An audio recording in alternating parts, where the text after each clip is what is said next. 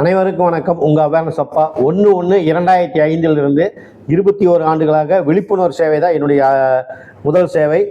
அதற்கு பிறகு தான் மாற்றுத்திறனாளிகளுக்காக திருப்பூர் மாவட்டத்தில் பல கோடி ரூபாய் மதிப்பில் ஒரு காப்பகம் கட்டுவதற்கான முயற்சிகளை இப்போ மேற்கொண்டுள்ளோம்.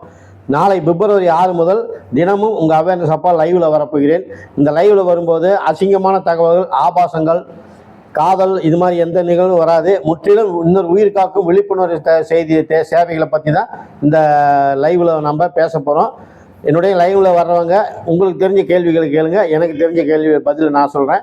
எனக்கு தெரிஞ்ச கேள்வியில் உங்கள்கிட்டையும் கேட்குறேன். நீங்களும் அதற்கான பதிலை கொடுங்க.